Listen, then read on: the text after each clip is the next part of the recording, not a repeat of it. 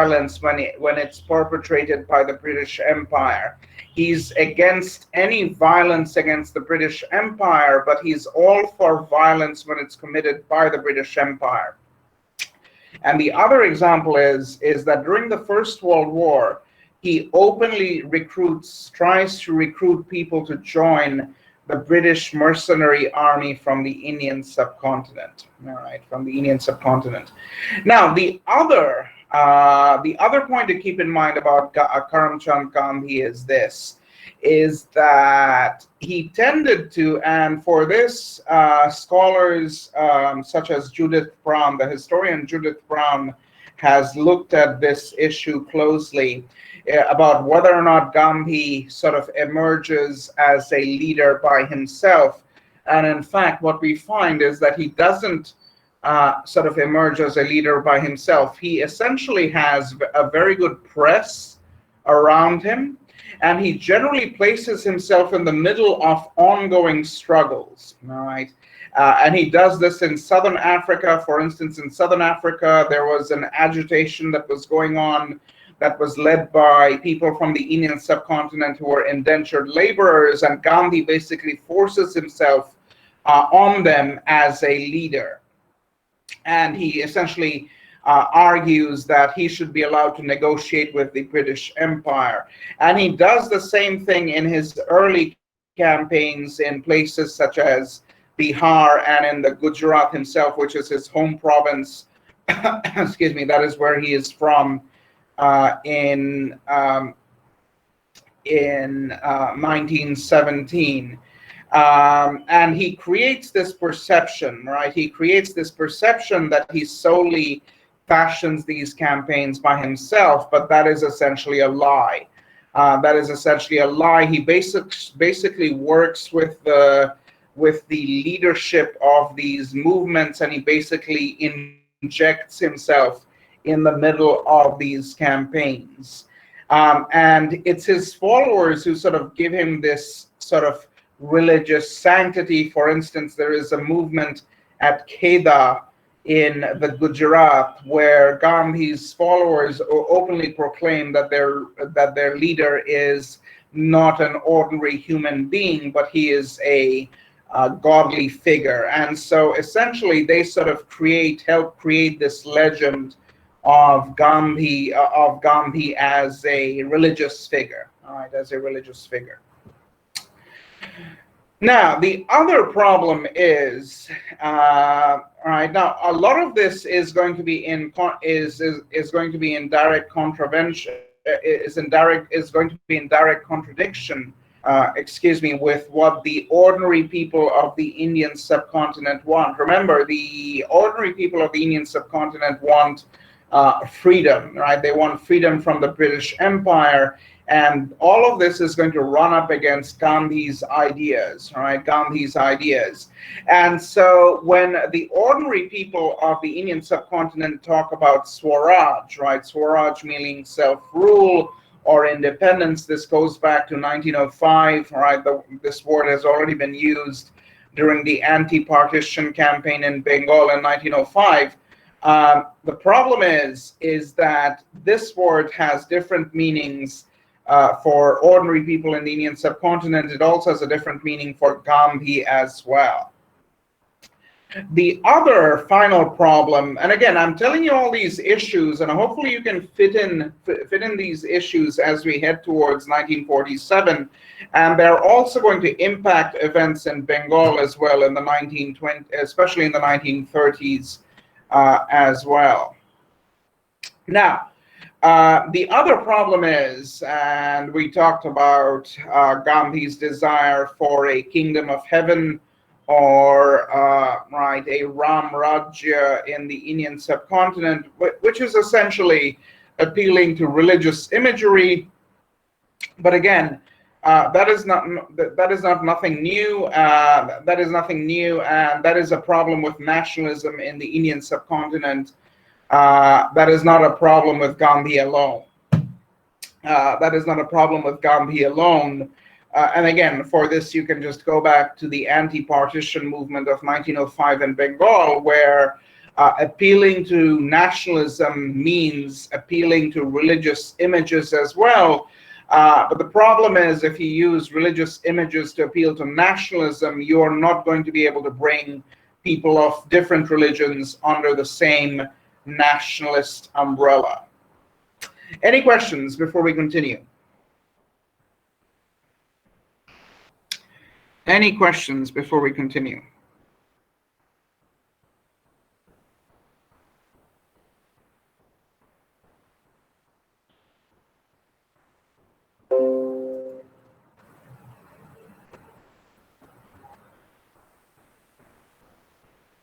No questions? Everyone's clear up to this point. Everyone's clear up to this point. So what does the Swaraj mean? Well, Swaraj, the word Swaraj by itself essentially means self-rule, right? Swaraj, right? Self-rule. It Is means that kind of Swadesh? right. It's Movement. right. It's the derivative. It's a derivative from Swadesh, right? One's own country, right, or one's own land. But keep in mind, the problem with that word, especially in the 1920s, 30s, and 40s, is that it means different things to different peoples. And so, as you saw, it means a completely different thing to Gandhi, and it means something completely different to people such as Gandhi as it does to ordinary people in other parts of the Indian subcontinent. Why, sir? It was different from Gandhi was different from other in that case. Well, again, because if you were in class the last time we discussed this, when I was discussing about Gandhi's political and religious makeup, he has a completely different vision of interacting with the British Empire. That is why, and remember what we said, he believes in theosophism, or he believes in a mixture of theosophism and Hinduism, and for theosophists, they want to propagate their views across the world, and at this time, so the best way to propagate this information across the globe is to find people who can propagate this information. In other words, people who can transmit this information the most widely across the entire globe. Now, who has the ability to communicate information across the world, across the globe, widely at this time? And the answer to your question is the British Empire. The British Empire is the foremost world power at this time. The British Empire stretches from British Canada in the Western Hemisphere to Southern Africa, which is occupied by the British Empire, to the island of Hong Kong off the coast of China, right in the Far East, which is also occupied by the British Empire. And that is why Gandhi, as a theosophist, doesn't want to expel the British Empire from the Indian subcontinent. He wants to work with the British Empire and convert them to theosophism. And once he has converted them to theosophism, they will help him convey this message across the rest of the world. All right, that is why. But that is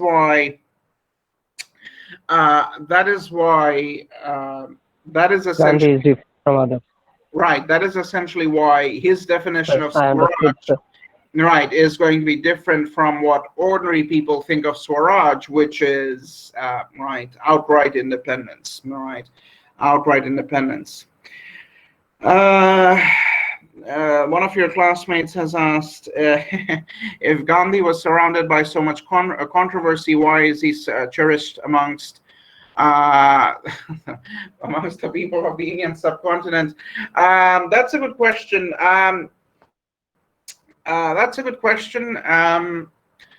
Well, one reason is that after his assassination in 1947, basically his followers are able to create a myth around him, right?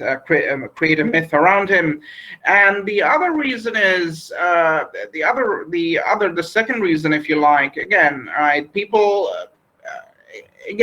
have essentially a lot of it. Not everyone, though. First of all, let me say, not everyone adores him, right, or cherishes him. Certainly, people of the people of the Dalit community, right, the so-called lower castes in Hinduism, do not like Gandhi, since he was for the caste system. And I think I have mentioned this before. That's one of the other things about his legend, is that this legend that he was supposedly able to unite people of all castes within Hinduism, which is not true. Again, it's a legend which has sort of been crafted after his death by his supporters, right? By his supporters, by the Indian National Congress. To create a certain narrative, right? All right.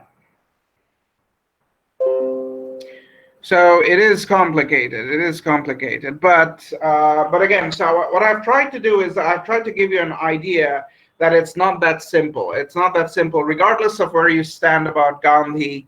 It is not that simple. All right, it's not that simple. In other words, you can have whatever opinion you want about someone, but as long as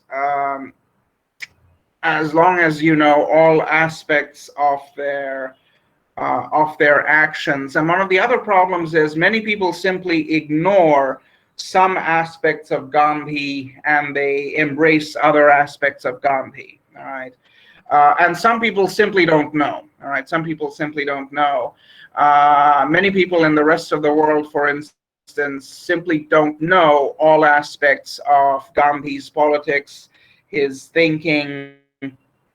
A lot of these things are only now emerging in recent years, in the last 15, 20, 30 years, as people have studied, as scholars have studied his own writings, right, what he actually said himself.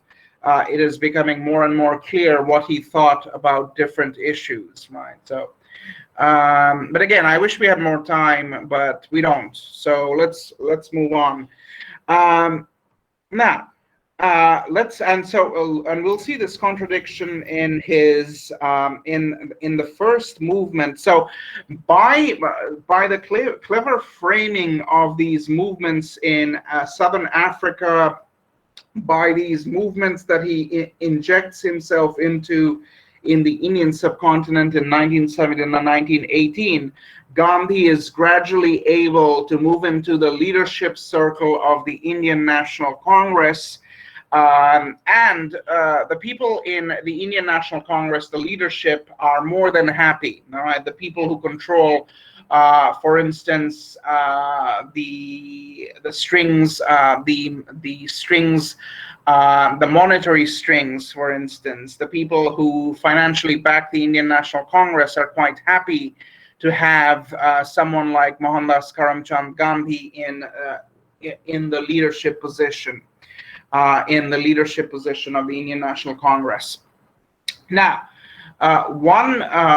one movement, the first major mass movement, which is going to emerge at the end of the First World War in the Indian subcontinent, and again, this is sort of building up because of the anger against the British Empire for not giving self-rule to the people of the Indian subcontinent as they had supposedly promised at the beginning of the First World War. All right, and so this is going to become the so-called Satyagraha Khilafat movement that Gandhi leads in 1919, 1920, 1921.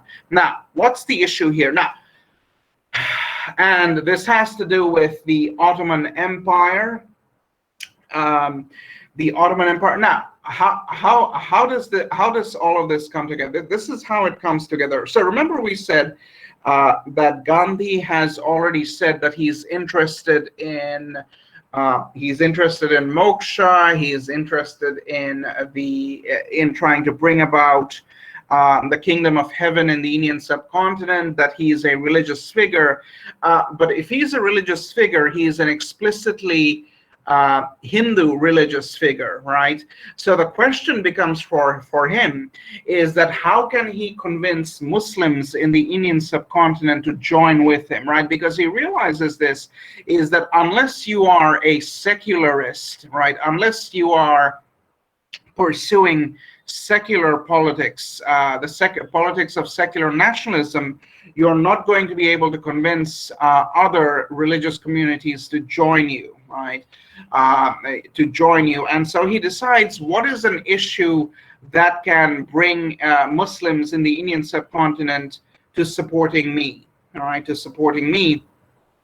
and the issue that he comes up with has to do with the fate of the Ottoman Empire. Now, the Ottoman Empire during the First World War had been one of the allies of Imperial Germany, which has lost the war, right? Again, remember, the Germans have lost the war, and so the Ottomans, as the ally of the Germans, have also lost the war. Now, for a long time, the emperor, or the Sultan as he was known, the Sultan or the emperor of the Ottoman Empire, was nominally the Caliph, or framed himself as the Caliph of the Muslim world, right? Now, who is the Caliph? Right, remember, the Caliph, right, if you remember, well, most of you should know, the Caliph was the temporal and spiritual leader of Muslims after the passing of the Prophet Muhammad, right, in the 7th century.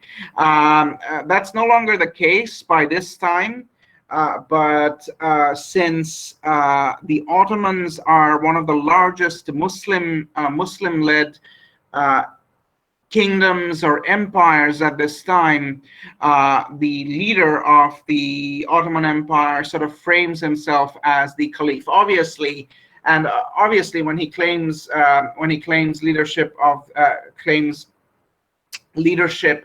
as the Caliph, right, he's essentially claiming leadership of Sunni Muslims, right, the Orthodox group of Muslims within Islam. All right, everyone with me so far? So what is the issue? The issue is there is a fear amongst upper-class Muslims, all right? There's a fear amongst upper-class Muslims in the Indian subcontinent that the British Empire will abolish the office of the Caliph in the Ottoman Empire, all right? Will abolish the office of the Caliph in the Ottoman Empire, will dissolve the Ottoman Empire. And so what they're hoping, all right, what they want, and so this is what Gandhi offers them. Gandhi says, join with me in this movement, and we will raise the issue of the Caliph or the Khilafat with the British Empire. All right, and so this is essentially the joining of these two movements.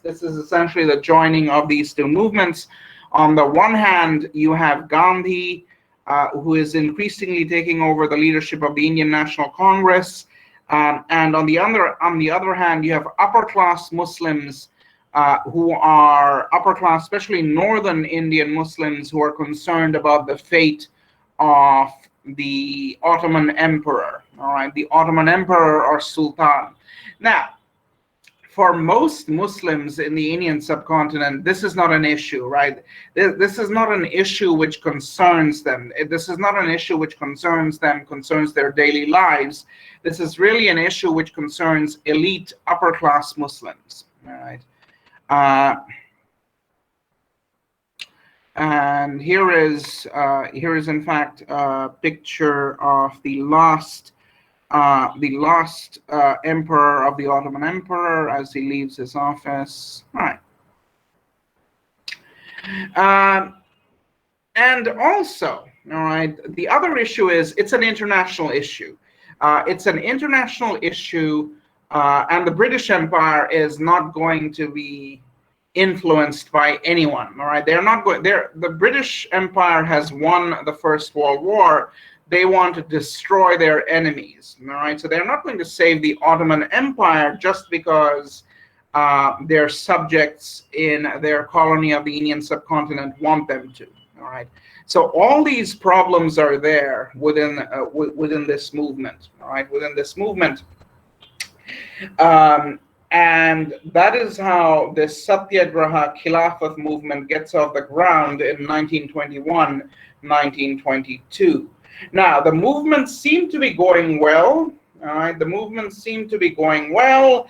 However, Gandhi is suddenly now going to call it off after there is violence amongst farmers at a place called, excuse me, a place called Chauri Chora in the United Provinces. Now, what's going on over here? Well, essentially what happened is this. If you're interested, British colonial police, mercenary police, and colonial military forces fire on unarmed farmers. They fire on unarmed farmers as they're agitating. And so what happens is that the farmers are then going to decide to chase some of these colonial police people into one of their stations, and they're going to close off that station and burn it down. And so this is the reason that Gandhi gives for calling off this movement. Why?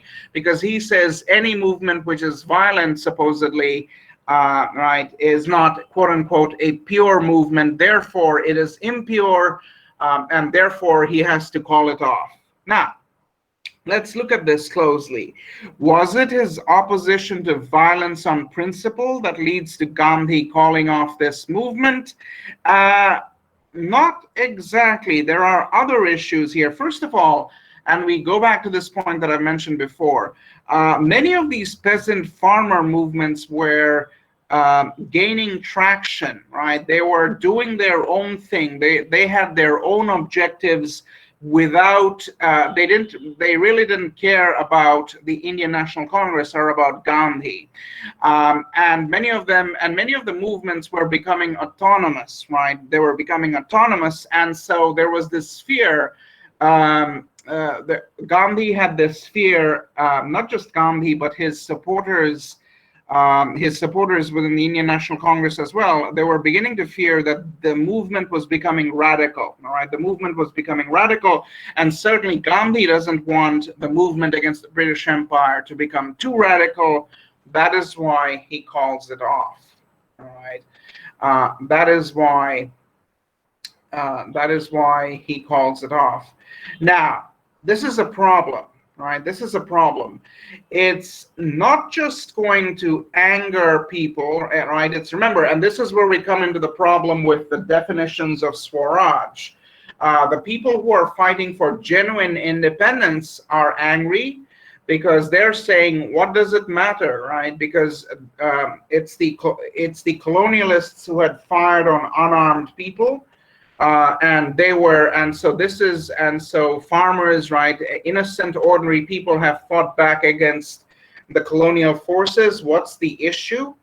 And also, the other big problem is this, and this is going to create communal problems. What about if you're calling off this movement? If you're calling off the so-called Satyagraha movement in 1921, you're also calling off the Khilafat movement, meaning that you have asked Muslims to join you in this struggle, but now you're arbitrarily saying that we are calling off the movement. All right, calling off the movement.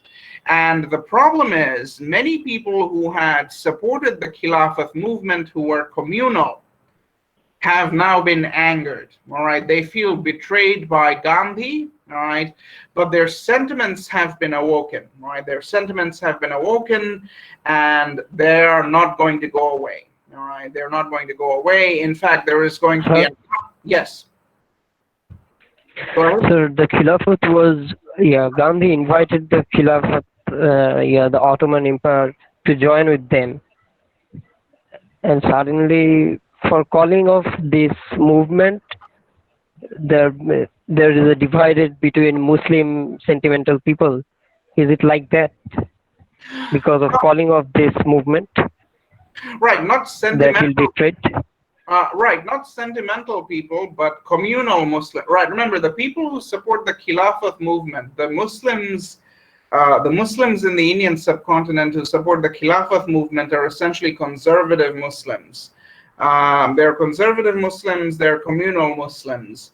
And so they have decided they will trust Gandhi, right? And so when he does call it off, naturally they're going to get angry. And so they're going to perceive this as a betrayal, right? Yes, sir. Understood, sir. All right, good.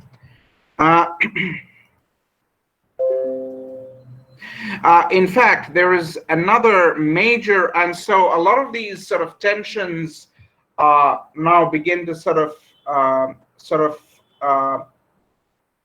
impact other areas as well. For instance, there is a major uprising in the southern portion of the Indian subcontinent, which becomes known as the Mopla uprising. Again, it had to do with tensions between Muslims and Hindus in the southern portion of the Indian subcontinent. And the calling off of the Khilafat Satyagraha movement sort of impacted this as well. All right, impacted this as well. All right. And of course, this and Gandhi's calling off of the non-cooperation movement is going to anger Chittaranjan Das. Remember, we had already said Chittaranjan Das was unhappy with Gandhi's blocking of his preferred strategy to try and paralyze British administration in Bengal within the legislatures, right? Within the legislatures as well. So increasingly, there is a struggle between the Gandhian-led Indian National Congress and the more progressive leaders, especially in areas such as Bengal, right? Here, for instance, you have, progressive leaders and secular leaders who are desperately trying to find solutions to many of the problems which are now increasingly apparent, especially communal tensions, right? Especially communal tensions. For instance, one of the other opponents of Gandhi is going to be Subhash Chandra Bose, right? So, and in fact, as we have said, after Chittaranjan Das, Subhash Chandra Bose is perhaps going to be the only leader in the Indian subcontinent who would be able to command the respect and trust of both Hindus and Muslims across the widening communal divide. And we'll talk about him briefly later on as well. But Subhash Chandra Bose in the 1920s is still a young man, but he is moving up very fast through the ranks of the nationalist struggle. Now, let's talk about this. So by the 1920s, the communal divide has never been as bad since the 1890s. Now, as a result of Gandhi's obstructions, Chittaranjan Das and another political leader from the United Provinces by the name of Motilal Nehru are going to decide to form their own political party, which they call a Swarajist party, right? So again, we talked about the problems with definitions, and here they form a specific party which they say is only aimed at independence, right? They're angry with the Indian National Congress, all right, with the Indian National Congress. Initially, and in fact, Chittaranjan Das had been president of the Indian National Congress, but he resigns and he essentially leaves the Indian National Congress to form this political party on his own with his supporters in Bengal and in the United Provinces. And in fact, he is so successful. He is so successful and so popular that Gandhi is forced to sue for unity. He's forced to say that, fine, why don't we work together? Why don't you, the Swarajist party, stay within the Indian National Congress? All right. Now, while all of this is going on, there is something else that Chittaranjan Das decides that he has to face, and that is the issue in Bengal of the Hindu-Muslim divide, right? The Hindu-Muslim divide hasn't been as bad as it has been since the 1890s. Now you have the fallout from the Khilafat issue, you have the fallout from the Mopla issue. There are numerous tensions between Hindus and Muslims across the Indian subcontinent, including Bengal. And there are problems in Bengal as well, as we have seen. So Chittaranjan Das, as the leading politician of Bengal, decides that he has to face this issue head on. How do you try, in other words, how do you try and solve these tensions between Bengali Muslims and Bengali Hindus? Now, Chittaranjan Das is also thinking beyond Bengal. He's thinking if he can come up with a template to bind Muslims and Hindus together in Bengal, perhaps that same template can be used to bind Muslims and Hindus in other parts of the Indian subcontinent. And so the proposal that he's going to come up with is going to become known as the Bengal Pact of 1923. So let's talk about this, because this is essentially going to be the masterpiece of Chittaranjan Das's attempts to unify Bengali Muslims and Bengali Hindus, all right, to address many of the issues, including the economic issues which were raised around the partition of Bengal in 1905. So let's look at this. Let's look at this because this is going to be important. Right. Now, let's look at the Bengal Pact. All right, let's look at the Bengal Pact. Now, what are some of the proposals that he makes? And how are they? How can they be implemented? Now, this is so. Let's have a look at this. Hopefully, you can see the PowerPoint slide. Point number one. First of all, Chittaranjan Das says that Hindus and Muslims will vote separately, all right, to elect their members to whatever political institutions are out there. Remember, this is still, right, they're still under colonial rule, but even under colonial rule and, right, in the future as well, right? So he proposes that Bengali Muslims and Bengali Hindus vote separately, all right? They vote separately, and that there should be, right, and there should be a division based on the population breakdown. In other words, he wants everything to be broken down based on the actual population breakdown of Bengal. All right, and so what he proposes is that in any institution, right, 60% of seats will be reserved for Bengali Muslims, and 40% of all seats will be reserved for Bengali Hindus. All right, now. But keep in mind what we discussed about the changes that had come about as a result of events after 1857, where especially in Bengal, Bengali Hindus had become more advanced because they were more amenable to the opportunities open to them under the British Empire, which means that Bengali Muslims are behind Bengali Hindus in terms of education, in terms of having opportunities. And so the third point is this, is that in order to help their fellow Bengali Muslims catch up with them, what Chittaranjan Das proposes is that 55%, right? Again, this is based on the population breakdown. 55% of government positions will be given to Bengali Muslims, right? Again, based on the population breakdown. But there aren't that many Bengali Muslims who are educated enough to take up these government positions. Therefore, what Chittaranjan Das proposes is that 80%, right? 80% of vacancies, right? 80% of vacancies will also be open to Bengali Muslims until such time that they reach that 55%, right? Until they reach that 55%. All right. So hopefully you can see is that he is making, Chittaranjan Das is proposing major changes, right? He's proposing major changes, right, in order to try and bring about a balance in the economic life, in really in all aspects, right? In all aspects between Bengali Muslims and Bengali Hindus.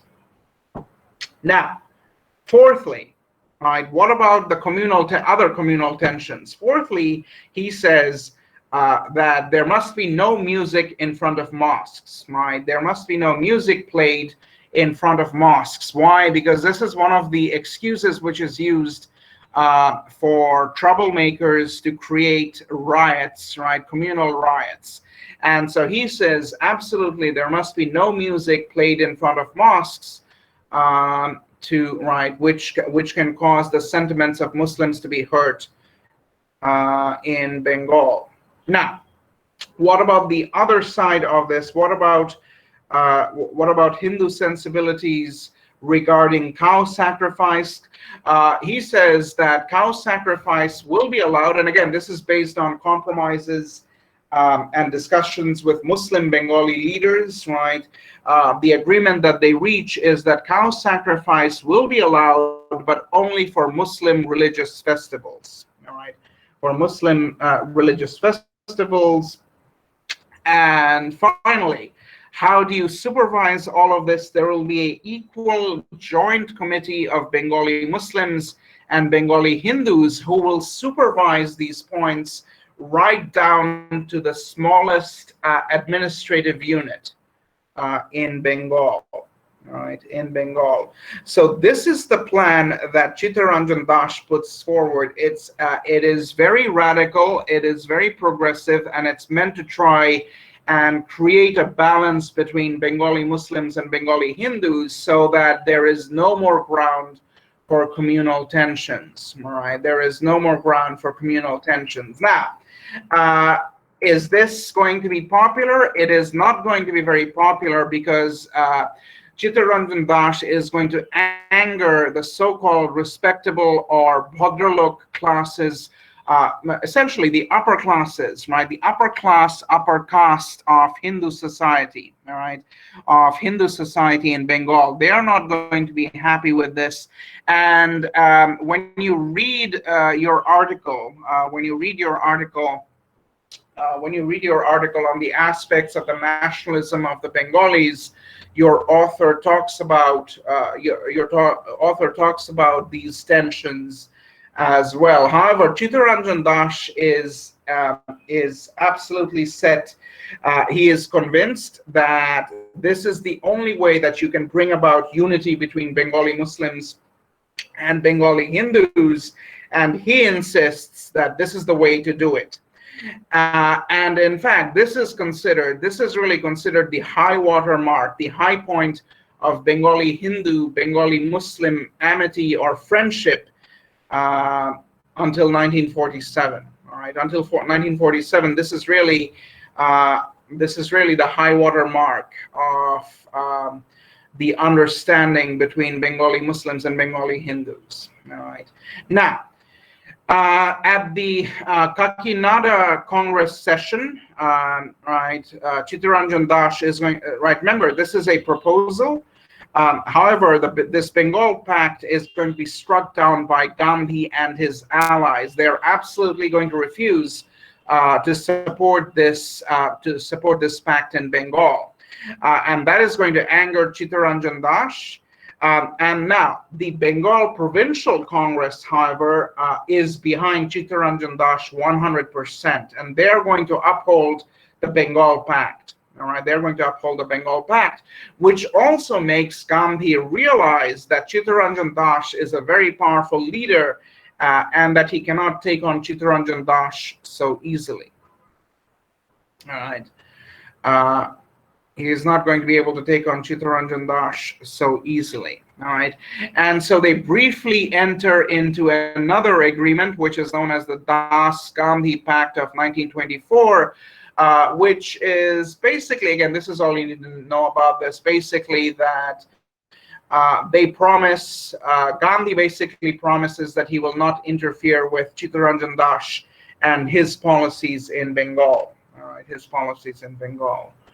Now, however,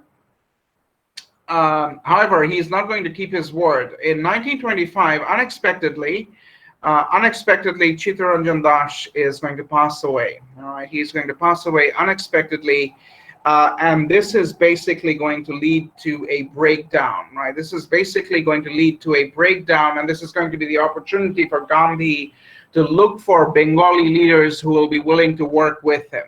Willing to work with him to undermine to undermine the Bengal Pact, right? To undermine the Bengal Pact. In fact, the Bengal Pact sort of breaks apart almost immediately after Chittaranjan Das's unexpected passing.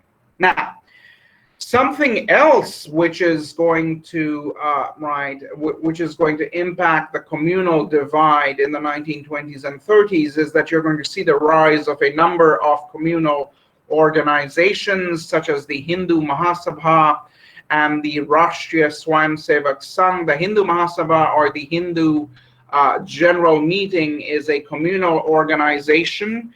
The Rashtriya Swayamsevak Sangh, or the RSS, in English it's the National Volunteer Association. This is another communal upper caste Hindu organization. So both these are upper caste Hindu organizations.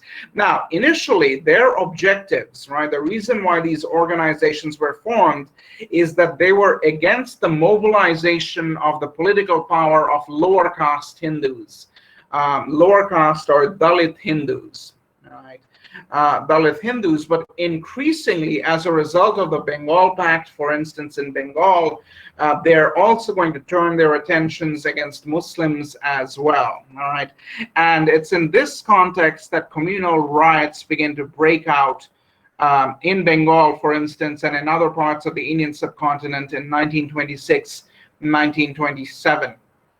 Right, and Bengal effectively is leaderless at this time. One of the few people who could have provided leadership in Bengal at this time is Chittaranjan Das's favorite protege, his favorite student, his favorite disciple, who is Subhash Chandra Bose. However, Subhash Chandra Bose has been imprisoned by the British Empire without trial for 2 years. And so this is the situation in Bengal. All right, this is the situation in Bengal. Any questions, comments? No, sir. All right, good. We're nearly out of time, so let's stop there. Sir, we're present. Or go ahead. What was your question? sir, class participation, sir. You Roll mean- call ডাকবেন না, sir? না, কারণ আপনারা আপনাদের quiz submit করে থাকলে ওইটাই আপনাদের অ্যাটেন্ডেন্সের প্রমাণ।